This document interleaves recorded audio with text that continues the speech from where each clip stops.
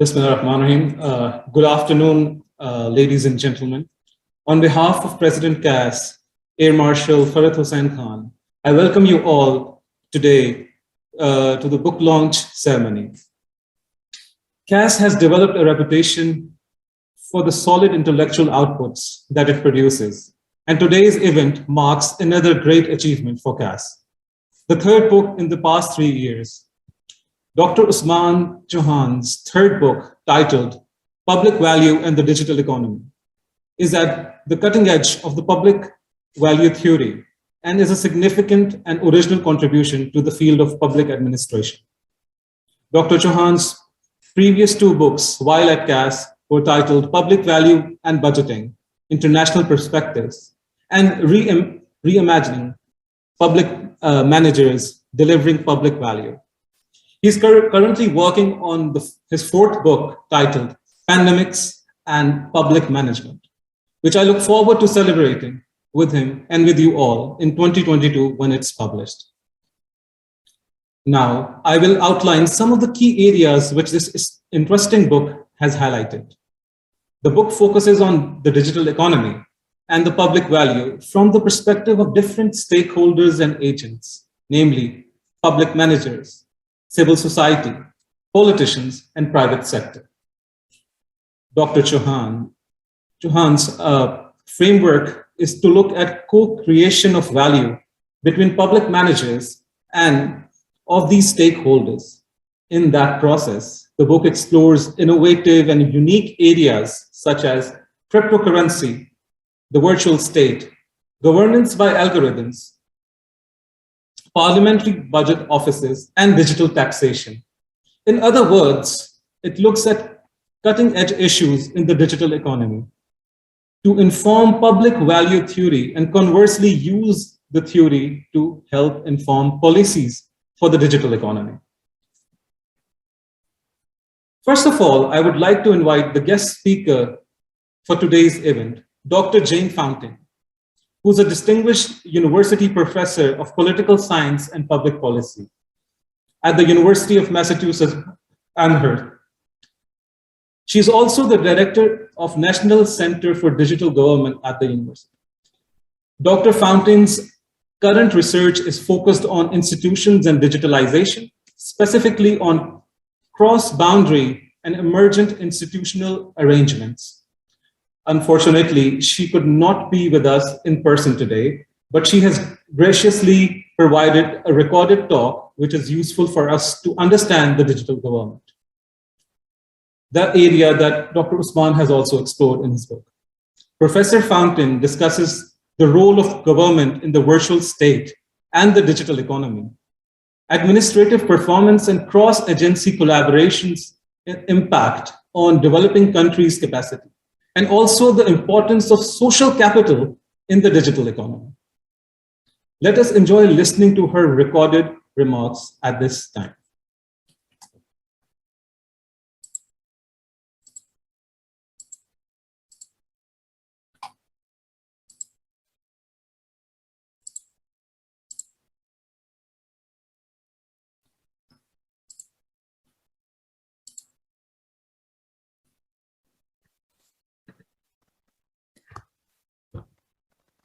I'm delighted to have been invited to speak at this book launch event.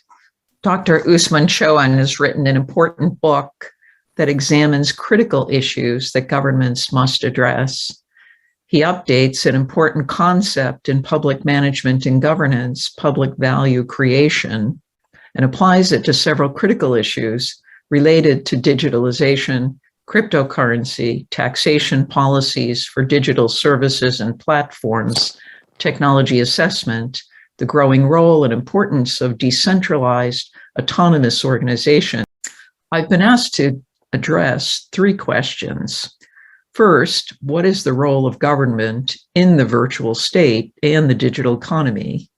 Second, how can administrative performance and cross-agency collaboration be improved in developing countries? And finally, what is the importance of social capital in the digital economy, and what investments does government have to make to bolster social capital? Let's revisit the role of government in the virtual state and the digital economy. A leader in public and corporate innovation, Paul Volcker, said recently, our public workforce and government institutions must be dynamic, designed to encourage innovation, leverage technology, and adapt to the needs of a changing nation in an evolving global context. With these values in mind, I want to examine some emerging insights for public management related to what in public policy are called wicked problems, digitalization, particularly artificial intelligence, and critical human skills for civil servants and decision makers. What are wicked problems? In 1973, Riddle and Weber first conceptualized this term in public policy, and it's had a resurgence in the past few years. These are not just difficult problems. Wicked problems are defined as highly interdependent, multi-causal, unstable, and socially complex. They are not simply cross-boundary problems or problems of high complexity. Wicked problems are highly unstructured. The variables of concern are interdependent, multidimensional, and their relationships are complex. So problem definition is a challenge. It's difficult to know when and whether the problem has been solved because there is no clear or obvious solution. A solution has to be crafted and emerges in multiple steps. There is often disagreement about a solution, what constitutes the criteria for a good solution. The best problem solvers can do in these cases is often to identify better or worse solutions. This makes it difficult to develop agreement among stakeholders, to identify and define clear metrics and measures of success. Linear incremental movement toward and through the problem space is impossible or difficult for wicked problems. This also means that computational approaches using big data and artificial intelligence may fundamentally misspecify the problem when we're dealing with wicked problems. Let me talk a bit about building cross-boundary capacity in public management. This relates to how public leaders should approach wicked problems. First, they must involve stakeholders and develop communication patterns to engage those with different sources of expertise, including citizen and local perspectives, as well as private sector and business perspectives. These multi-stakeholder engagements will have to remain open to multiple perspectives for long periods of time during problem solving and the emergence of solutions. Second, to maintain a multi-stakeholder network, public managers should focus on overarching values, fundamental purpose, and a broad guiding vision in order to build coherence and maintain commitment across stakeholders. Third, public managers have to use incremental steps when possible to probe, test, and learn. There's great interest currently in agile management and agile government, an approach that involves experimentation, pilot projects, and learning. From this probing, public managers can then elect a small set of feasible actions to take those further. Public managers need to be in a supportive environment to allow them to experiment.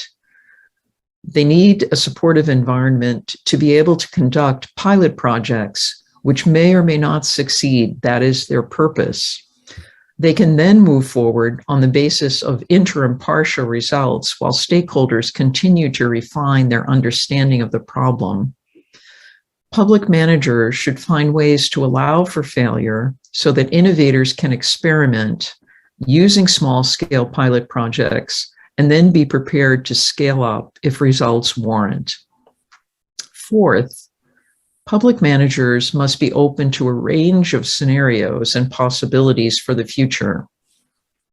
Wicked problems require public management to expect to accept and then manage unpredictability by scanning and monitoring the environment in order to adapt quickly. Much of the current emphasis on agile management, workshops and labs, design thinking, and innovative processes is meant to disrupt linear, structured, routinized thinking and to recognize the wicked nature of many contemporary challenges. Digitalization includes the development, the implementation, and strategic use of a range of computer-based technologies and applications, as you well know, including overlapping areas of AI, computational algorithms, big data, Internet of Things, cybersecurity, and so on. There are obviously enormous benefits to digitalization, greater efficiency, cost savings, increased effectiveness, streamlining and customizing services, greater data sharing, data integration, and data analytics applied to highly complex but stable problems. Among the key challenges of digitalization that are important to public administration are the dislocation of employment and job loss, concerns regarding privacy and data security, the increasing awareness of inequalities that are embedded in some algorithmic decision-making and reproduced, and loss of a human and social context in public management settings. We see this in smart cities and in other settings that become highly digitized. Let's go to the third question about the importance of social capital in the digital economy and what investments governments have to make to bolster social capital. Researchers, including me, have defined social capital as consisting of trust, norms, and networks. Social capital is a critical enabler of innovation because it indicates and suggests a capacity to develop and maintain productive cross-boundary networks that are essential to probing and innovating. What investments do governments need to make? The primary types of investments are twofold. First, there are, of course, investments in the technologies, data collection, analysis, data sharing, visualization, dashboards, cross-boundary data, and other forms of information and analysis critical to digital governments. Governments also need to invest in the training, the recruitment, the retention of public managers and partners who have the skills to use these tools effectively. In addition, governments need to make investments in human capital to develop the types of public managers who not only are technologically competent and expert, but, and these may be different managers, who have a range of human and social skills needed to create and sustain the cross-boundary networks in which problem solving is increasingly done. Here are some of the human skills that AI is unlikely to be able to replace. First, public managers need skills for what is called emotional work, involved in supporting, managing, and serving people. These skills include things like nonverbal communication, active listening, the ability to grasp what clients or stakeholders are feeling and to communicate at that level. Public managers also need the ability to show deep empathy. What we mean by deep empathy in design thinking is, and also called radical empathy, is required to get inside the lived experience of end users, various subpopulations, and other clients in order to design processes and analytics effectively and correctly. Second, public managers need skills for building, working, and managing as I have said, in cross-boundary networks and partnerships. These include the ability to bring people together to create and manage teams and to motivate network actors to share knowledge and to develop new knowledge together. The ability to formulate new ideas and to determine their feasibility and paths toward implementation, and the ability to structure and communicate new ideas in ways that will build support, obtain resources needed for implementation, and to manage change. These are apart from and in addition to technological adaptation and innovations. And third, public managers need an orientation toward the future and strategic management skills. Computational models build on data from the past and sometimes cannot effectively guide change for the future. The human skills that are in this category include building and managing strategies for organizational change and institutional change, having a future orientation, and understanding how to absorb and use new technologies and to design organizational arrangements that leverage those technologies. This growth mindset is a key management skill for government. Finally, public managers need the skills to support the workforce during periods of deep change and transformation. This is particularly true for senior executives and managers. These skills will be increasingly important as the kinds of changes in work and in the design of tasks and interactions begin to change as artificial intelligence is further implemented. Let me conclude. Public management has the enormous responsibility to advise government decision makers to transform political decisions into workable programs and services for the public good. During turbulent, rapid change and amid wicked problems, the responsibilities of public management to adapt and to lead increase. Current and future challenges offer rich opportunities for public management to enthusiastically engage in restructuring, innovation, learning, and growth. I wish you the best for a productive book launch seminar and discussion, and wish I could be with you. Thank you.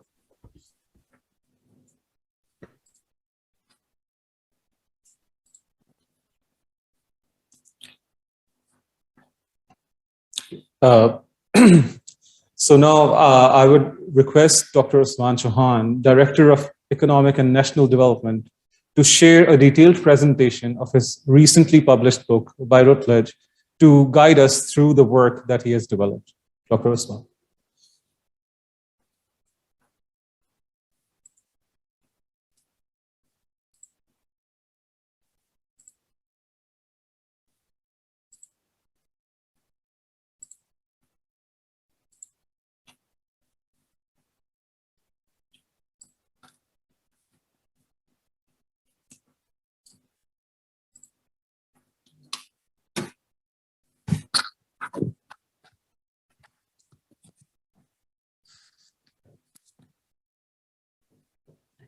President Gass, fellow directors, esteemed researchers, colleagues, it's my pleasure to discuss with you a labor of love.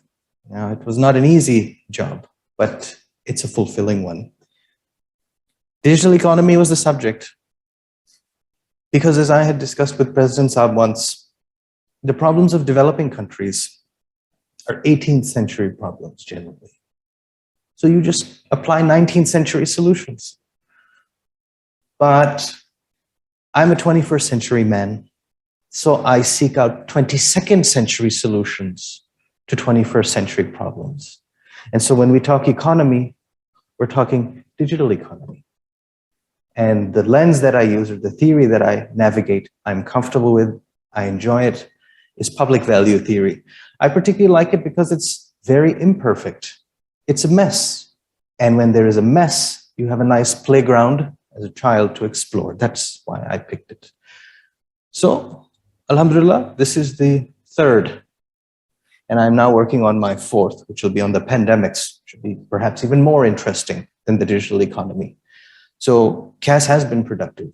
This is our shared joy. This is Cass's child. Now, the digital economy, it's actually a very vague term. You ask anybody and they don't have clear definitions, although viscerally we understand the cyber nature of economics today. So there's entertainment, there is exchange, there is thought, there is commerce, debate, innovation, and then we consume.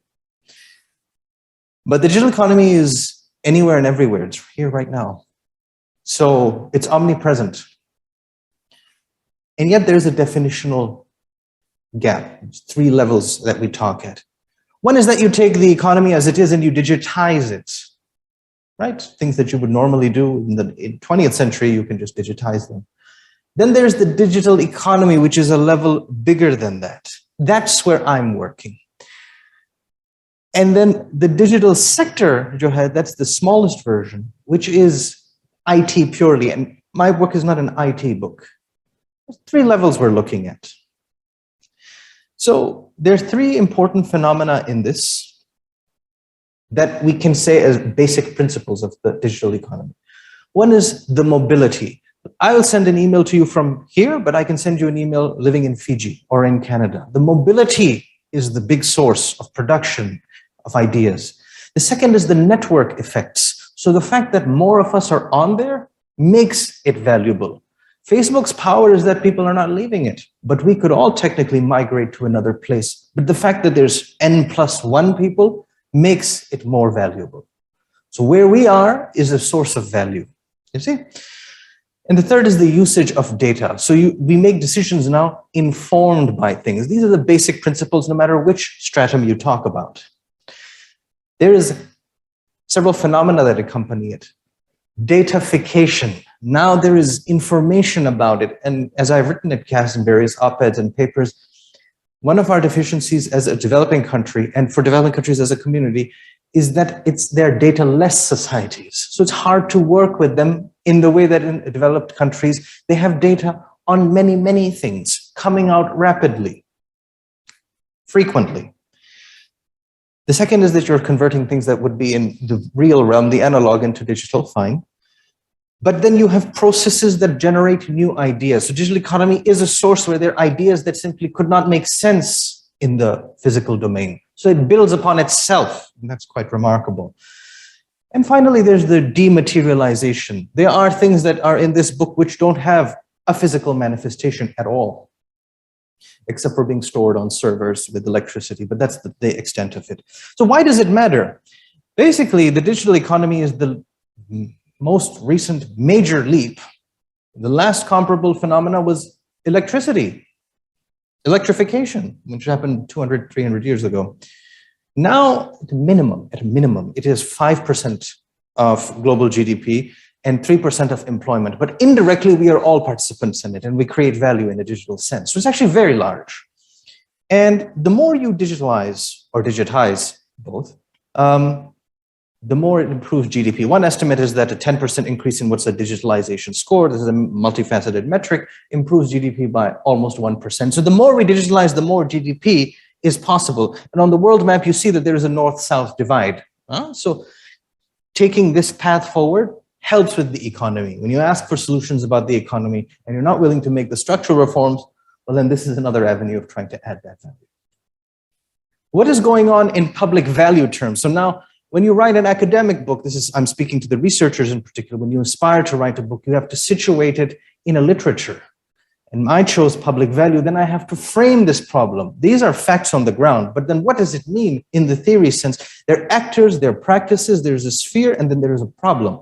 And you have to define these clearly. So the public value framework is that what I use is the public sector, the bureaucrat, that's the core agent, but then there's civil society, politicians, and then I argue as a theorist that private sector isn't dealt with properly in this theory, that my contribution, and some people also echo this. The practices are, well, the commerce, the exchange, the oversight, the regulation, all of these things that are done. Bureaucrats contribute value. And then there's the sphere, which is actually two. Most public value work is in the real domain, as in the physical material domain. But this has two spheres, and the cross-boundary interaction between them is what's of interest. And it happens at multiple levels. So you as a person engage with it, then as an organization, CAS engages with it, then we as a society engage with it, and then the world engages with it. But the problems are not straightforward. Each chapter looks at a different problem. There is the oversight and control of these things, the security aspects, which is covered by colleagues here in cyber work as well. The equity and inequality problems. Not everybody has the same level of access within societies too, not just between societies. Then the development and the prosperity, as I argued, it's a core for driving value in the 21st century economically. But then empowerment, you as a person, or the monopolization and concentration of power. Look at the power of Facebook and Google and so on. And finally, how do you act as a free citizen? What do you do? Who is monitoring you? Why do they do it? What do they get from you, etc.? So they're big problems. Public value is one of the literatures I could have picked. But public administration has many different discourses, and three are important. One is networked governance. These people, you see, you have to survey the literature to then write the book. That's what your intro particularly has to do. So there's three literatures that talk, and network governance is one that says that you can have networks of institutions that manage it. And so their logic of networks is very comfortable with digital society, because that's also networks of things.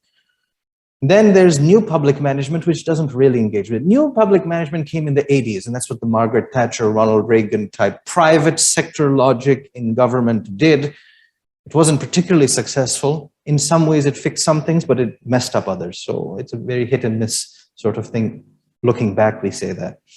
Public value has had tangential explorations, I said in the book. It says that there's e-government, and e-government has value. That's very case study oriented. Didn't satisfy me. There are case studies. If you implement this program in this ministry, then this is what's fine. Doesn't really speak to my age. And the other is inventories of value. So what do governments believe about this and that?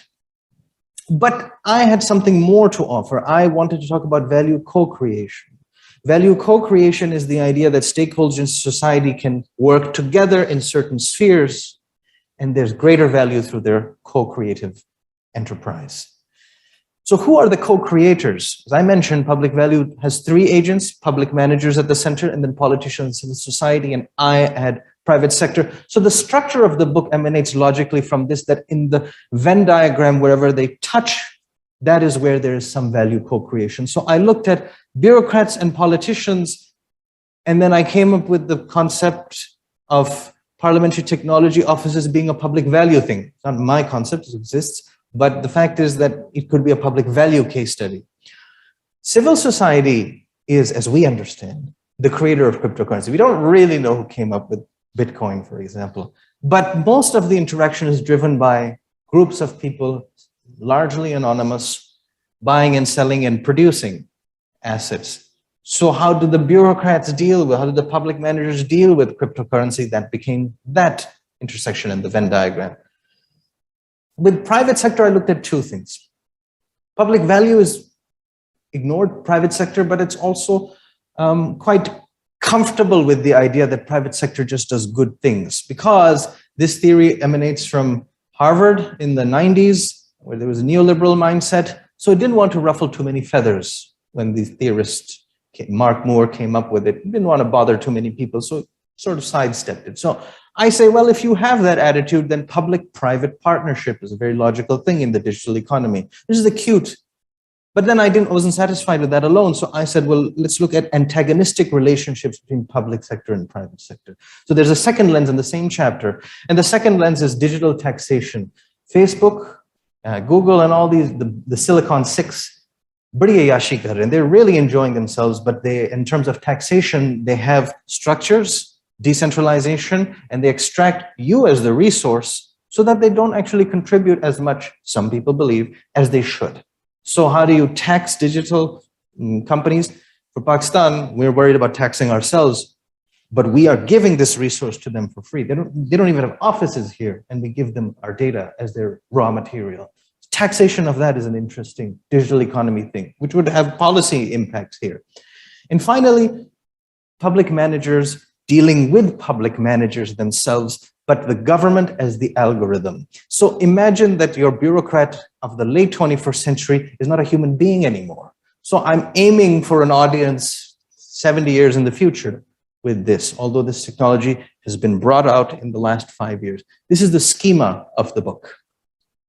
So you start with, chapter 2 starts with politicians and public managers. So people in Congress, if you have ever seen the videos, YouTube, of their testimony, they're very out of touch because they did not grow up in this society, a digital society. Congressmen in America, for example, they ask very silly questions. For our generation, hame hasi aati hai sun ke, because they just don't know what to ask Mark Zuckerberg when they seated him in front. They don't know.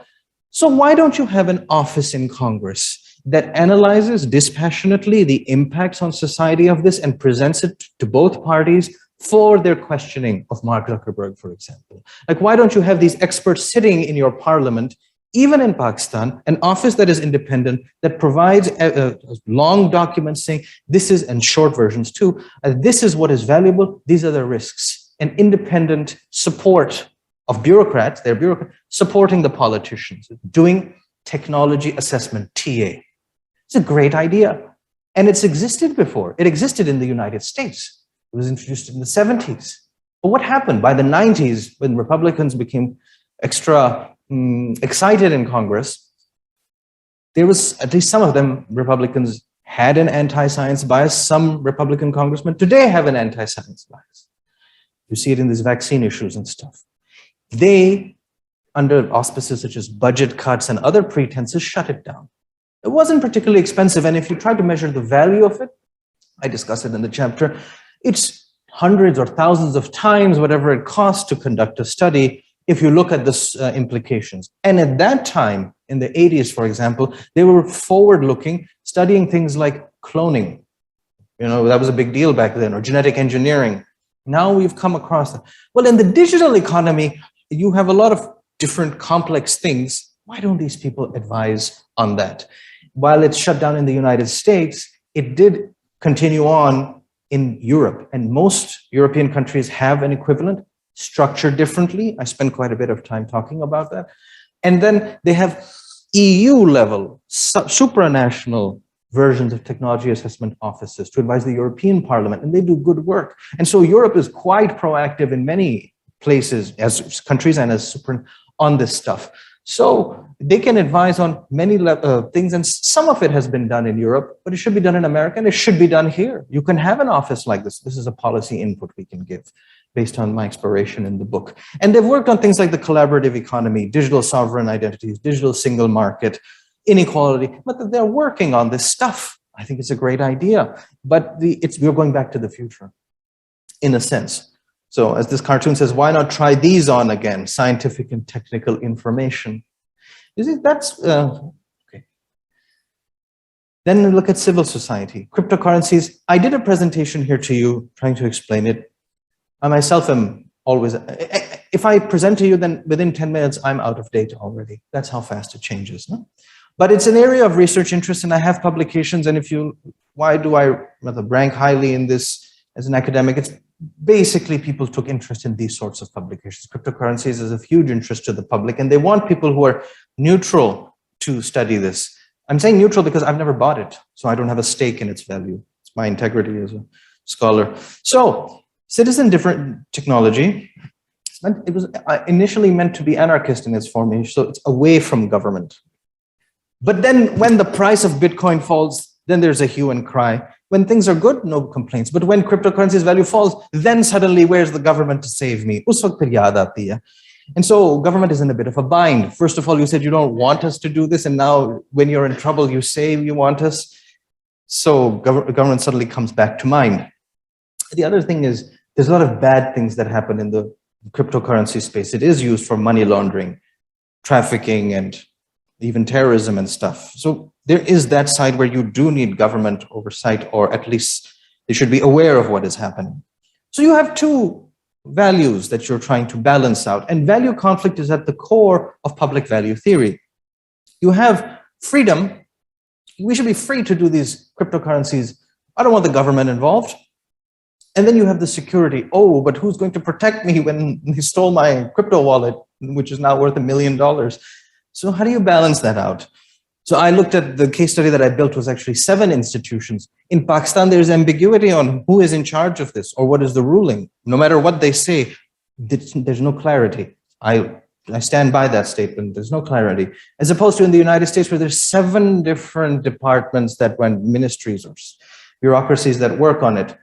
Each one treats a different aspect of it. The IRS looks at taxation. Department of Justice prosecutes the criminals. The Securities Exchange looks at it as a security equivalent to the stock market. The commodities, it looks at 2 of the big ones and treats them as commodities like wheat or something. So different people deal with it. And so I discuss how this architecture helps to make it a reasonable investment vehicle where you have freedom to buy and sell, but you are also protected to some degree for some things. And I framed it in the following manner. I'm not going to go into detail. The book is there for that, but this is the public value framing of it, so it adds to the theory. Chapter 4 looks at private power, and I discussed with you that there's the nice public-private partnership view, and then there's the digital taxation stuff. So there's an accommodationist attitude and an oppositional attitude. And in that table, you have some of the private-public partnerships that I cover, but I cover briefly because I wanted to dedicate the volume of the chapter to the oppositional one. So governments trying to discuss with these heavyweights, they're not able to persuade them as single governments. Now there is work, actually, since this has been published, to get some unanimity on some basic taxation, but it's not a particularly impressive number that they arrived at because some countries benefit from tax arbitrage. Ireland, for example, is happy to get that investment there and then give them low tax, and then other countries suffer. So trying to bring everybody on the same page is difficult, but something should be done about it because countries like us, when we look at the fiscal deficit, taxing, since we give them the raw material and we use the service, there has to be some exchange rather than exploitation. So digital taxation, I discuss it at quite length, what it means, but $3 billion to 20 developing countries per annum is the loss as it is. And most people do believe, I mean, I'm sure you'd think about it if I asked you, yes, they should pay some form of tax here. They are using this. So I talk about this. And this led me to an insight about the theory itself, which is what you should really arrive at. That public value theory is expenditure oriented. It is asking public managers, how are you expending effort, expending your energies, expending the money, your endowments, your operational resources to create value. But it never talks about how you raise them. Where do the operational resources come from? It doesn't talk about the revenue side. So the theory itself is lopsided. That's what I think is an important contribution, and I situate it in its framework. So public value theorists are missing half of the picture, and they should be working on that. Finally, the digital and analog public managers and their interplay. So if you look at the language of public value theorists in the 90s and 2000s, it's before our time in a sense that technology has moved a lot. So the way it talks about bureaucrats is very humanist. They should have an imagination, a value-seeking imagination, and a drive and an ambition and a sense of service. So it's humanist. But many things that we now have humans do not need to be done by humans, even in the functions of bureaucracies. It's still very rudimentary, but imagine 50 years from now, what could it be like? Your algorithm could be your bureaucrat. So there is something called a decentralized autonomous organization. I did write a paper on this 2017, and it took off. People are interested in it, but the original conception of the DAO was hacked within minutes of its creation. The moment they started, it was hacked. Now, how does it work? You have a set of protocols run by a computer, and if the certain values are hit, the program executes a smart contract, as it is called. So the contract has different clauses, and based on what is triggered in the information it gets, it executes different things. So it could be a kind of bureaucrat in that sense, doing public service delivery based on the contract that it's coded in it. And it would have huge efficiency benefits, but it would have accountability problems. Who is this algorithm answerable to? And what is the basis of the code? And how comprehensive is the smart contract that underlies it? And finally, the equity. So who owns that algorithm and who is it answering to and answering for? That's the theorization of this. So when I really say 22nd century stuff, This is what I was looking at. So I asked public value theorists to whom this book is addressed to go a little bit beyond their comfort zone, that it's not just human beings. The algorithm can be the bureaucrat. So, in conclusion, the reason this is an interesting exploration in my judgment, of course, I'm passionate about it, but the second is that you're answering questions of the 21st century. And public value has many problems. It's a very imperfect theory.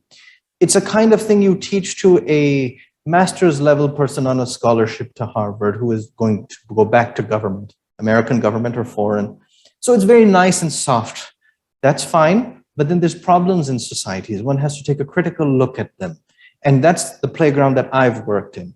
And the digital economy is our economy too.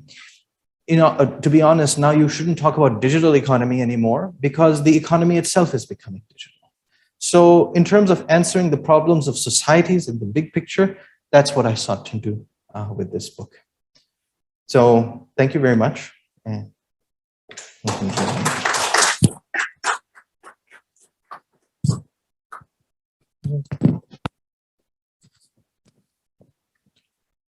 thank you, Sir Usman, for sharing your insights regarding the book. The floor is open for the questions. Kindly, anyone wants to ask the question. For bringing another laurel to Cass, and I think it's I know it's a very a proud moment for you, Cass, and also perhaps for your family, and also your team, whoever supported you in this. I think it was a very profound and bold take on a current topic. I have a simple question of conceptual nature as a student of political science. When you talk about public value and you talk about digital economy, I want your take or perspective on how digital economy is going to affect the social contract of a nation state. How will it affect the distribution of power and authority between society and government? Thank you. Thank you, sir. This is a very profound question. It's simple, but it's actually also a dangerous question. Because the social contract notion is that we all acquiesce consent of the governed, and it has certain stipulations both ways. Public value is very much into consent of the governed, and its formulation is that you are customers. We as citizens are purchasers of the value that the bureaucrat creates. We articulate values, and so they have a twofold response as bureaucrats. They respond to our values as people, but then they create value for us. Now, in the digital economy, that is ruptured by the movement of other forces. Civil society acting, jab hera-pheri kar rahe hain, that is a break in the social contract from civil society's side, and government is trying to preserve, re-mesh the contract. When it is private sector and it has become such juggernauts and they're doing their own things, creating things like the metaverse and extracting more value from you spending time on it, it is rupturing the social contract. Not just because they're taking, but they're also giving in two ways. One is they give us connectivity, but the other thing is they give us distorted worldviews, the fake news, the antagonisms. So they're also giving disvalue to you. And then finally, politicians have been out of touch with the digital economy. Their job is to remain responsive to what society is doing. You can help that with things like PTO, but it isn't necessary. If they don't exist, it's hard to keep in touch. So each of the actors of public value is pushing in directions that can rupture the social contracts.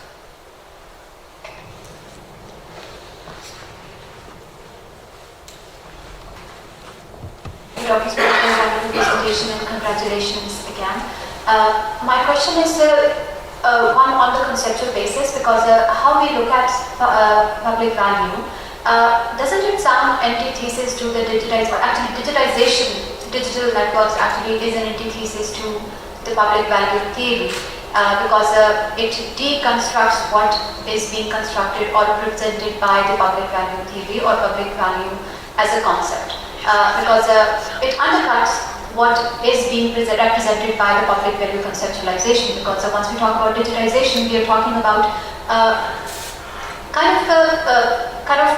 cutting down what humans were supposed to do, and it is actually shifting onto the digitization. And as a result of that, the inherent conflict between the two, I think we are in a perpetual state of where there is one revisionist forces, and then there are status quo forces who are in perpetual kind of contest, and eventually digital force is going to overcome. And earlier the better the governments understand that, as you rightly stated, that the third world countries are really far behind in understanding what's coming in the future.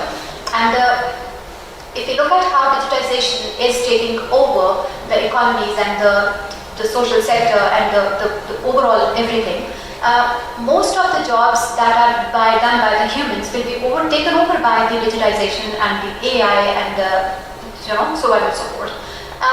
So how do you see that this competition is taking shape, and how ready the governments are, and how strong those revisionist forces are, the status quo forces are, and where do you see the challenge would lie? Because as I see it, my question turning into a comment, as I see it, you see, this is actually the transformation of what Westphalian model of the government was, because now if you look at how Facebook works, how the whole big houses, these digital houses are working, they are the government in their own right, and they are not only creating the policies, they are governing the mindset, they are actually selecting the government. If we see how Facebook is manipulating the political process world over.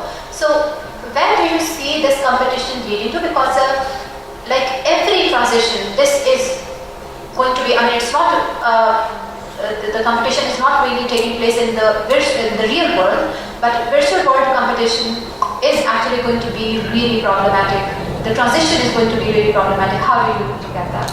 Sorry for the complicated question. If I could distill what you were getting at into 2 points. The first is the Westphalian model and the nation state, and the second is the contest where technology is actually an antagonistic force, taking away employment. So if I distill your point into 2, I think they're very true. The first is that public value talked about in a naive way, public managed at the national level, or at the municipal level, street level bureaucracy.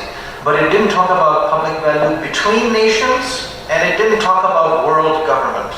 And there's a big gap. That's why what Professor Fountain discussed about wicked problems, it's a wicked problem for these reasons. And my previous 2 books touched upon this. I used CPEC in my first book as a lens of between nations. So there's China and Pakistan. There are 2 publics and they co-create value. Because yes, there's a gap in the Westphalian system. The second is, and on that point, the second point is that the Westphalian system might be expiring soon, and it's not even the nations are expiring because societies are reconfiguring themselves as regions, etc. That's true. I agree with you. The second point that you made was about, for example, employment or labor relations or social relations constructed in the economy. And in that, public managers are expected, according to this theory, to create value in a kind of naive way. But what if the values of people are anti-technology, as in, yeah, I need my job, or I need something to be done? Are you just going to disperse handouts to me and not give me a job because I'm not trained to do? Or, for example, one algorithm can do what a lawyer would do. It does in minutes what the lawyer would take 800,000 hours to do. They just can't compete. So they are naive about this, and this is an area I want to pursue further, because perhaps if the values of people are antagonistic to technology, then they should be responding by not doing technology. Maybe. It's a tough question. Dr. First of all, many congratulations. It's just everybody in GAS. I remember the first one you launched, so there will be many more. My question is that digital economy helps in taxation and other stuff. So it's overall, as we see that the world is going to go, most of the developing countries are in this process. However, we see that in 2018-19, when India went for digital economy, watch the growth reduce. So, having said that, for the developing countries like Pakistan, and we have like FATF, they want also visibility. What gains we see the economies digitized? Will the taxation government will improve, or it will have a negative growth like what we see in India? Thank you very much. Thank you, Tafir. So this is an excellent question because the answer is that it is both. The positive effects would be public service delivery through digitalization. I argue that our biggest problem in society is we don't know, हम जानते नहीं कि यहाँ रहता कौन है और क्या कौन लोग हैं. As a society, we are not aware of one another, and that disrupts social. Having a digital footprint, we have NADRA, we have FBR, we have all of these institutions, and they're working on data sharing, but they're doing it now. They should have done it 20 years ago. That you know a full profile of a person, even though to some degree that pushes intrusion into their lives, yes. But knowing who they are and what they do, then you can also create value for them, not just that you want to tyrannize them. That's the positive. On the negative side, there are things like FATF. There's a reason, I believe, that some of our laws remain ambiguous because the FATF rules on it. Now, we see FATF in the money laundering or terrorist financing ambit, but the new area that they are working, two areas. One is proliferation, and the fourth is this cryptocurrencies. They've issued guidelines for virtual assets and stuff. We have to be careful with that, and it also stifles our creativity, our engagement, if we want to do these things, but we're also afraid of the FATF specter, which actually came at us for a different reason. So I understand your point, and it's good and bad at the same time. Third book, yes. My question is quite simple.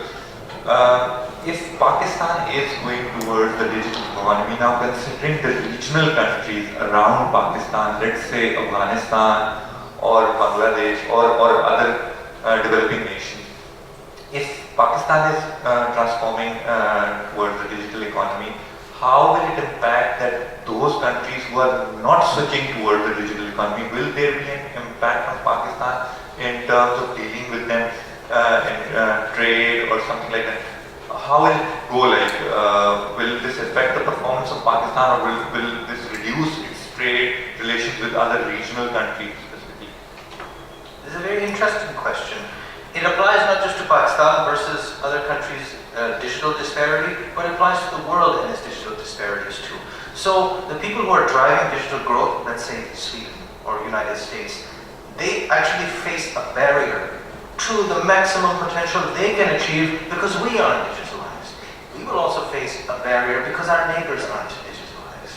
So the full potential comes with maximizing or democratizing access to these technologies so that people then create value. At the same time, the same forces that Sir Pracher raised come. So if there's good stuff happening between nations because there's more parity, bad things can also happen.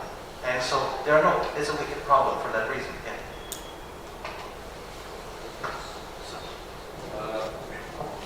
Not the digital economy. My question is very simple on our Pakistan economy.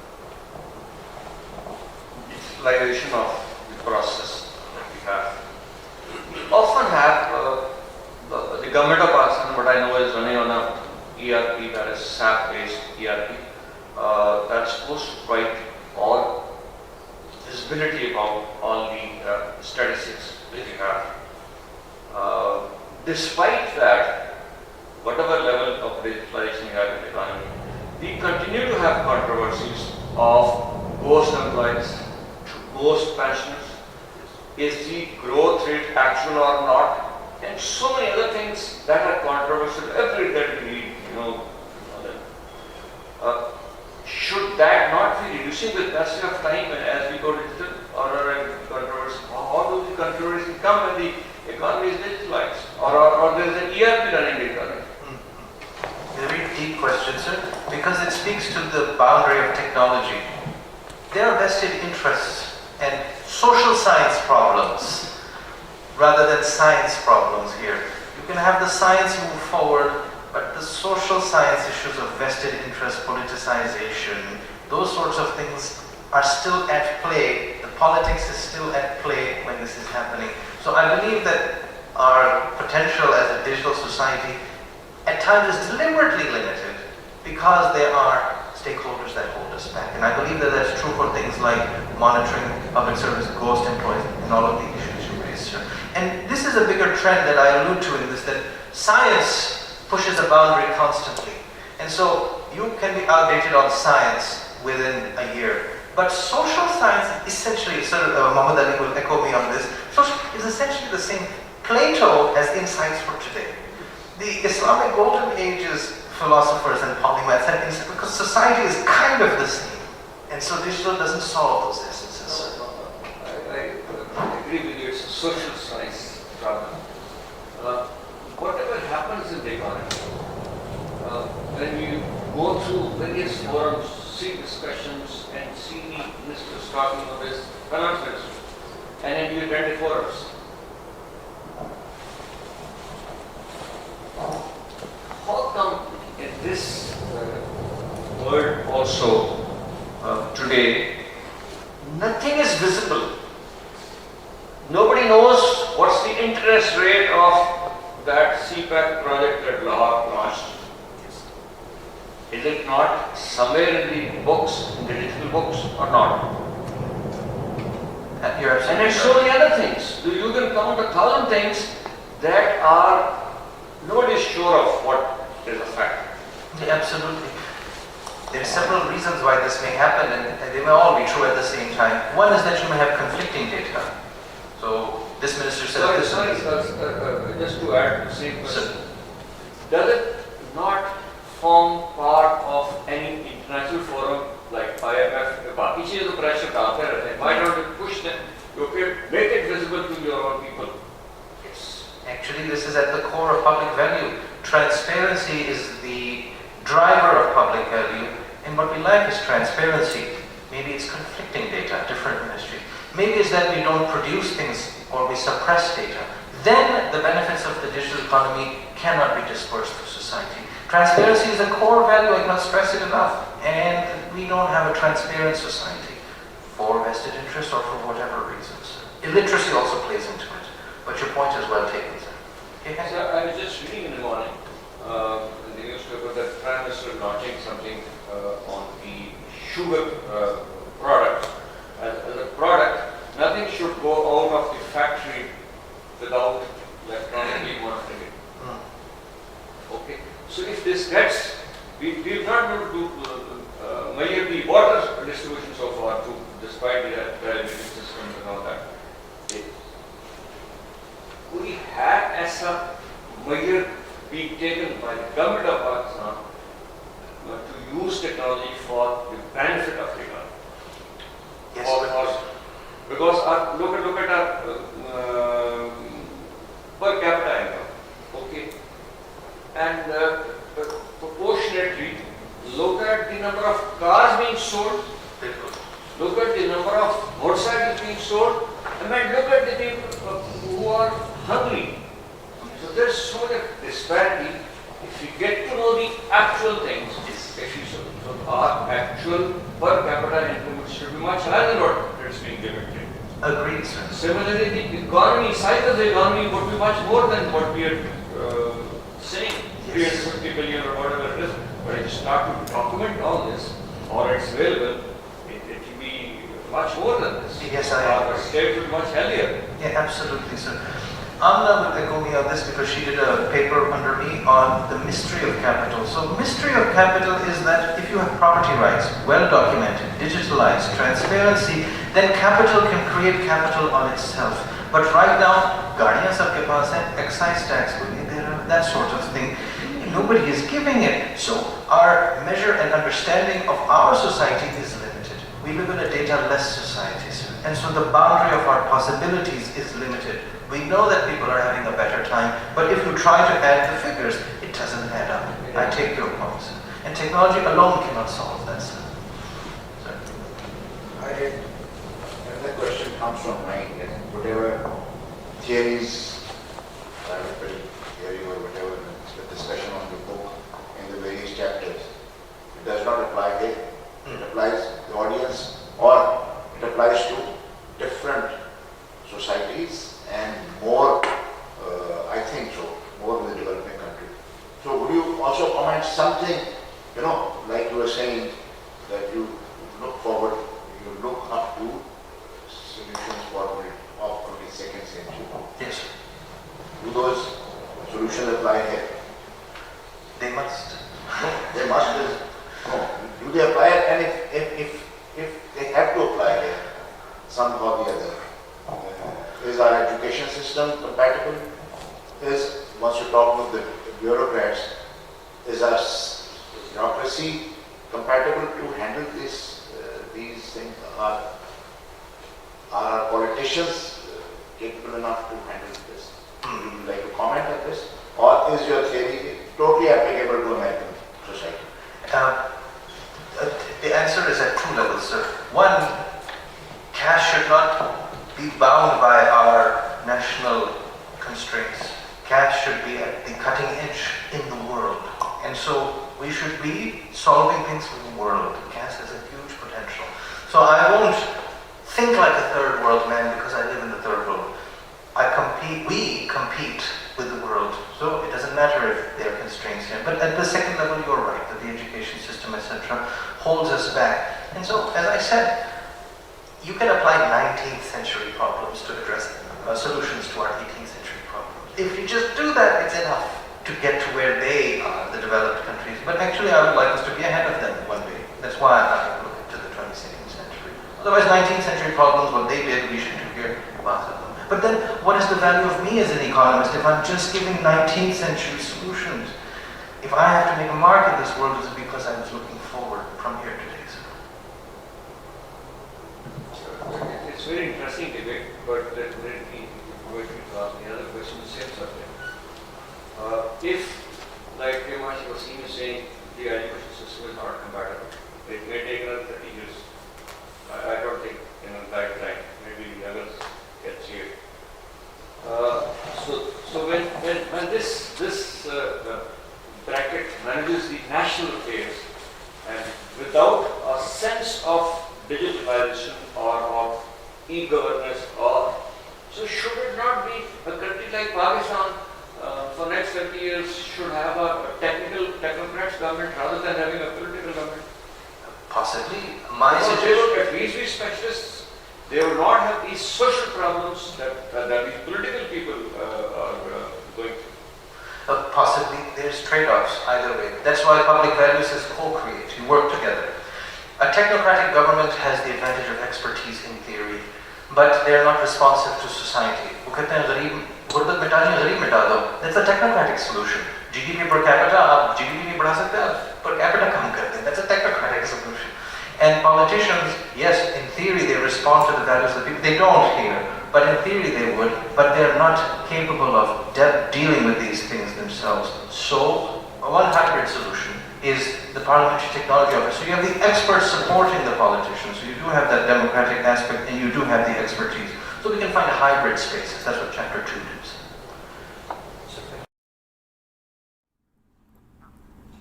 May I now please request the Honorable President, CAS, Air Marshal Farhad Hussain Khan, to conclude the event with his closing remarks.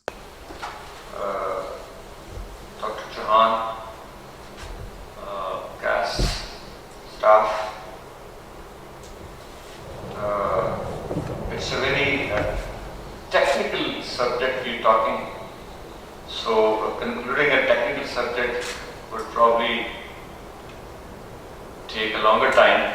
So I'll try to restrict myself to something very, very formal.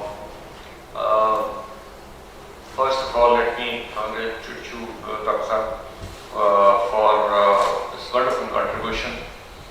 You and your staff and all those who supported you certainly deserve a lot of appreciation and admiration. It is, if you look at book as an institution, probably would be as old as the human being. In one form or the other, the knowledge has been traveling since ages.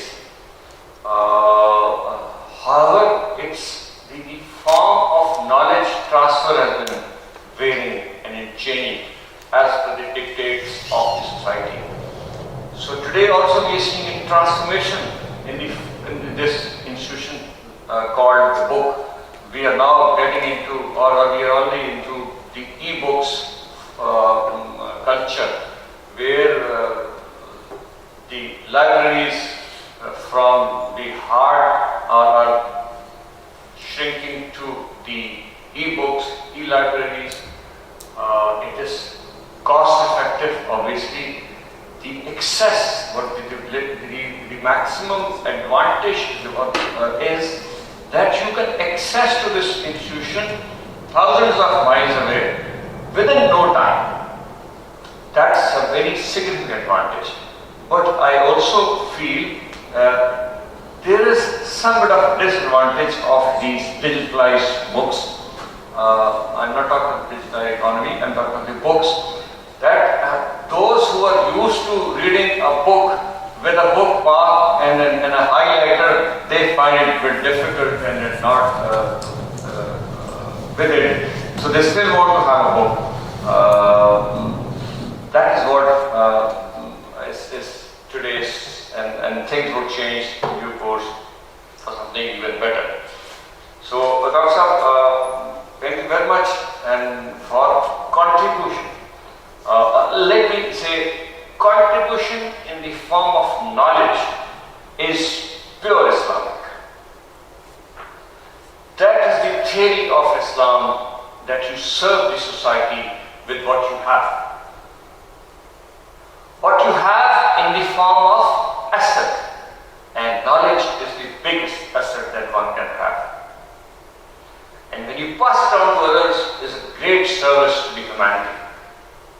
And I appreciate your effort of publishing 3 books and online on the way to the 4th one, inshallah. And that's a contribution to the society, to caste and the world at large.